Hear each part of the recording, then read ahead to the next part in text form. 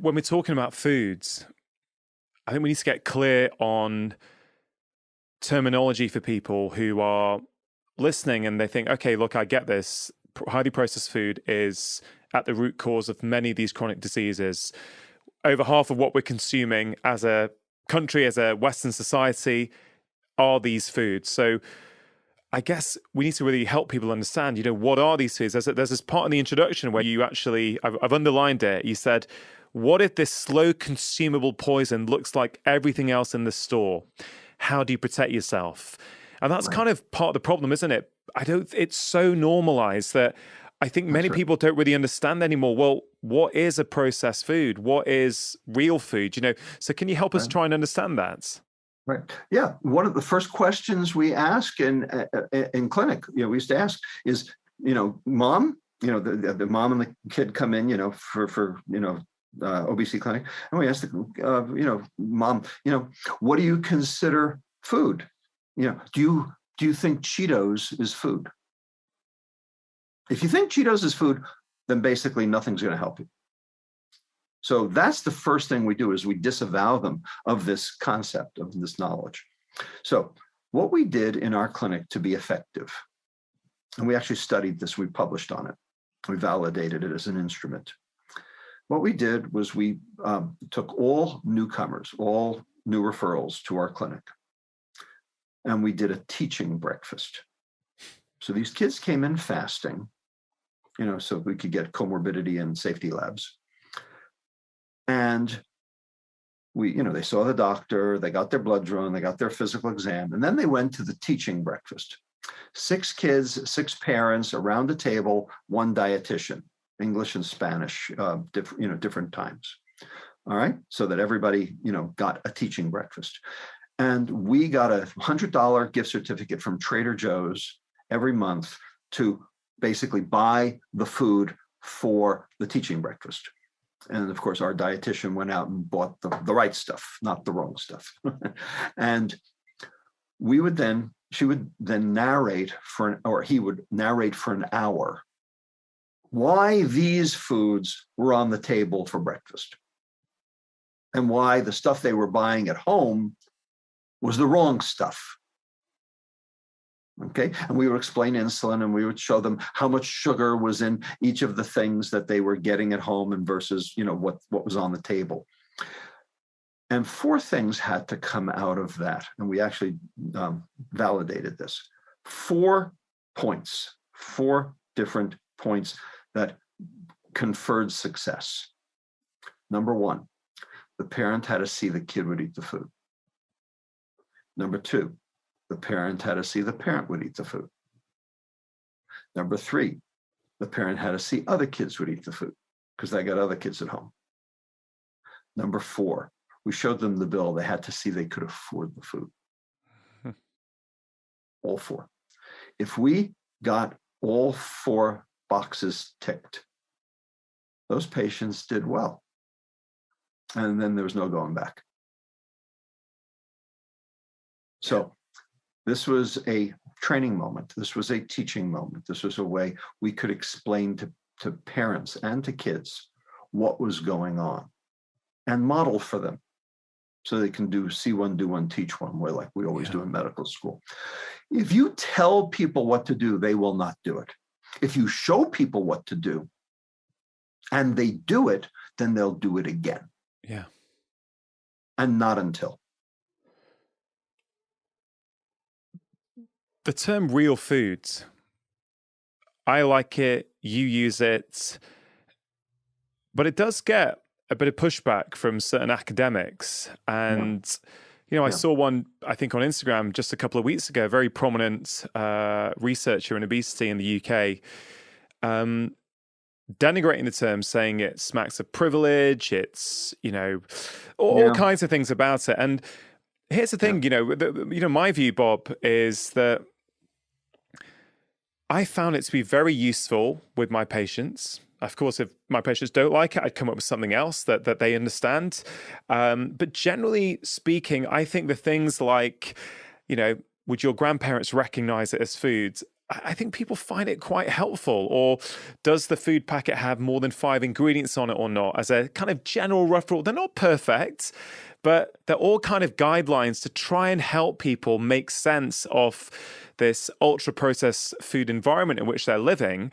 And I wonder why there's so much criticism. It's like, these things are there to help people. If you find it helpful, great. If you don't, fine, use something else. But I find a lot of people, particularly in medicine and academia, look down on these kind of what are considered simplistic terms. Yeah, I've heard those complaints also before, and I've heard about the quote smacks of privilege also. Basically, what we're saying is real food is food that came out of the ground or animals that ate the food that came out of the ground. That's real food. Okay. As soon as a human touched it, now it's processed.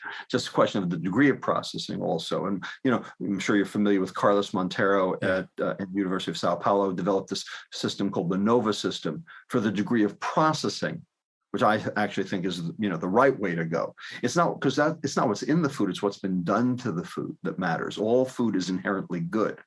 It's what we do to the food that's not. And that's the point I try to make in the book. And I have an entire section on what we did to the food that actually turned it from food into poison. That classification system is brilliant. And perhaps you could take a kind of readily available, simple food and just explain how it can go through these 4 stages to help people really understand this. Sure, I can do this in 1 minute. Let's take an apple. Class 1 on the NOVA system would be an apple. Class 2 on the NOVA system would be apple slices. Class 3 on the NOVA system would be apple sauce, unsweetened. Class 4 on the NOVA system would be an apple pie. There you go.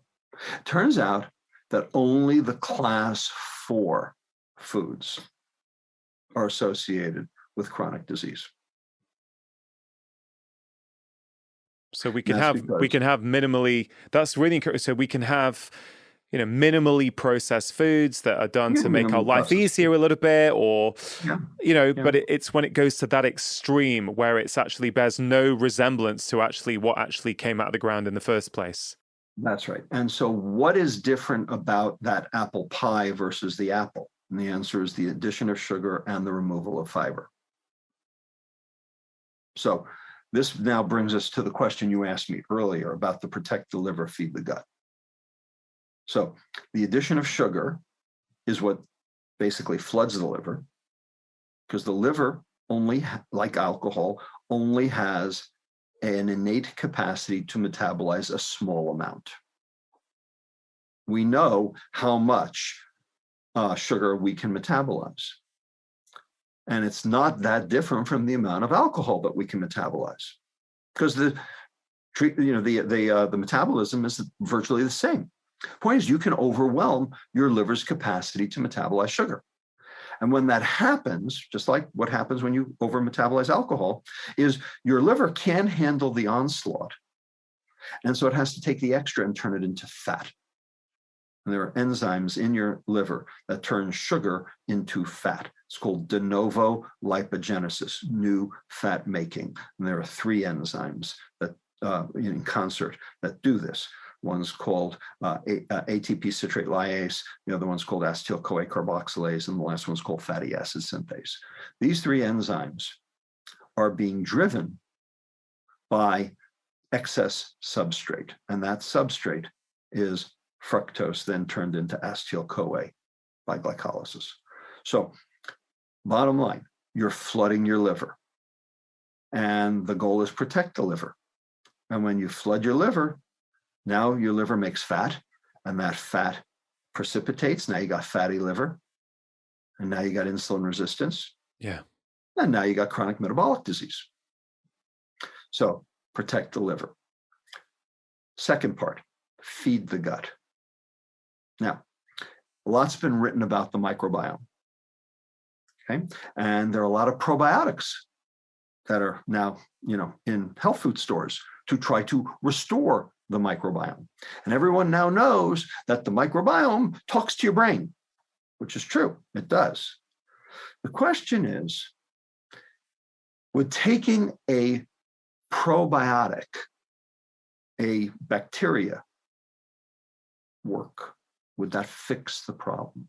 Because boy, if that could fix the problem, that would be great, wouldn't it? The answer, does it work? Is there any disease yet that has actually been ameliorated, attenuated, or cured by administration of a probiotic? Name one. I mean, it's helped. I think it's helped with symptoms and things like IBS. I think it's been shown to make, general improvements in mood, sometimes in the right individual, but by and large, amelioration of disease, I don't think we've got that evidence yet, do we? Well, we certainly don't, and the reason is because it doesn't happen. So here's my question to you, Roland. Think this out. These probiotics, they're bacteria. They're live cultures, right? Yeah. They're alive. Whether they're in a pill or not, they're alive. You swallow them. Those bacteria should be able to populate your intestine, grow, take hold, and basically, contribute to your microbial diversity. Yes? Yeah. Concept, right? Why do you have to keep taking them? Why can't you just take one? Why have to take them every day? Yeah, well, a lot of them just pass straight through, don't they? And that's right. A lot of them pass straight through, or they die right there in the intestine, which is exactly what happened to the ones as to why you don't have them there in the first place, because they're already dead. Because the intra-intestinal milieu that the bacteria find themselves in is not conducive to their growth. Sorry to interrupt. If you are enjoying this content, there's loads more just like it on my channel. So please do take a moment to press subscribe, hit the notification bell, and now back to the conversation. The ones that you basically had before have already died. And so you take them every single day, and they're still not populating your intestine. They still haven't actually taken hold and thrived and contributed to your microbial diversity. So basically, they're not doing very much, which is why we haven't seen any amelioration of any disease yet. Because probiotics are not working upstream. You have to change the intestinal milieu first. How do you do that? That's what a prebiotic does. So what's a prebiotic? A prebiotic is food for those bacteria that will feed them so that they can grow. And what's the nature's perfect prebiotic? Fiber. Fiber. Fiber is not food for you. Fiber is food for your bacteria. But when we took the fiber out of the food to process it, because fiber basically reduces shelf life, when we took the fiber out of the food to process it, we are now depriving our bacteria of the food they need to be able to live in symbiosis with us. And so those bacteria, the good bacteria, are dead. The bad bacteria have taken over. And the bad bacteria is sending all sorts of bad signals, actually suppressing serotonin generation in the intestine, thereby reducing the anterograde transport of serotonin back up into the nucleus tractus solitarius, and that's called depression. Yeah. Okay. Also, because you're not feeding those bacteria, the bacteria are basically stripping the mucin layer right off your intestinal epithelial cells because they can eat that. And that's then exposing and denuding your intestine and making it, all the junk that's in your intestine basically can get through, called leaky gut, contributing to inflammation, inflammatory bowel disease, irritable bowel syndrome, and insulin resistance, all because you didn't feed your gut. And that's how the whole thing gets tied together here. That some very simple but very, very brilliant advice. Protect the liver, feed the gut. But the modern food environments, the ultra processing of food is overwhelming the liver with sugar, and it's starving the gut through its lack of fiber. And then the consequences are the liver could be, fatty liver, type 2 diabetes.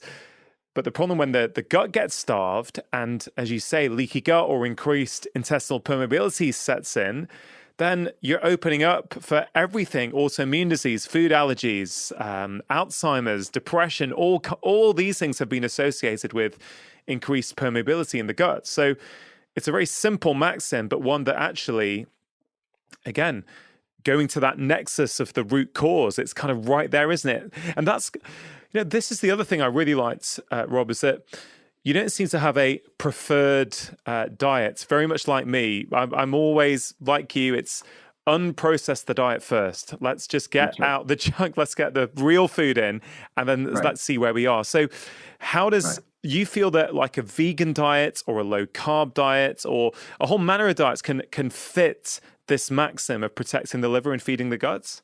Yeah, I'm agnostic as to the whole vegan keto thing. Look, if people who want to be vegan, fine, whatever. You want to be vegan? Great. Don't make anybody else feel bad about their choice, but you can feel good about your choice. That's fine. Okay. There are a lot of reasons to be vegan, animal welfare, religion, cost, coolness, if you will. But metabolic health is not one of them. Okay, and I can prove it because Coke, Doritos, and Oreos are all vegan. So you can do vegan right, or you can do vegan wrong. Keto, okay, I'm not against keto. I used ketogenic diets in my patients when their insulin resistance was so severe that nothing else would work, where they had insulin hypersecretion. And basically, we had to control their blood glucose rises in an attempt to try to stave off continued weight gain, either one. So we use the ketogenic diet, okay, and I'm not against that. The problem with the ketogenic diet is not the diet. The problem with the diet is that it's really easy to fall off it. Because as soon as you have even a little bit of carbohydrate, a little bit of carbohydrate is going to raise your blood glucose, therefore raise your blood insulin, and therefore stop the ketogenesis. Because insulin blocks lipolysis at the level of the fat cell. And there goes your lack of substrate. And so it's been shown that people who are left to their own devices in terms of doing a ketogenic diet, they can start with all good intentions. And by 2 months into it, they're basically, they're not ketogenic anymore. They're not making ketones, basically. And then they're on the worst diet because they're on a high fat, medium carbohydrate diet, which generates both insulin and loads and loads of LDL. And that's kind of like the worst thing you can be on. So if you're fastidious, then the ketogenic diet is a great diet. If you're not fastidious, then you shouldn't be on a ketogenic diet. So it kind of depends on whether or not you can actually, keep it up. And a lot of people, fall prey to, the croissants on the, that the other guy at work brought in. So, bottom line is, I don't have a preferred diet. I'm agnostic on it. I think there are a lot of ways to skin this cat. I think ultimately we will learn the genetics of who does better with which diet, and it will turn out that certain diets are better for certain people and other diets are better for other people. And I'm very interested and involved in this personalized nutrition concept and movement that's going on right now. So it may be that there are certain people out there who are on a vegan diet who ought to be on keto, and there are certain people who are on a ketogenic diet who probably ought to be on a vegan one, and they don't know it yet. So why would you basically put all your marbles in one, goldfish bowl? So I'm for both diets. Yeah. The only diet I'm not for is the Western diet. If you enjoyed that clip, here's another powerful clip that I think you are really going to enjoy.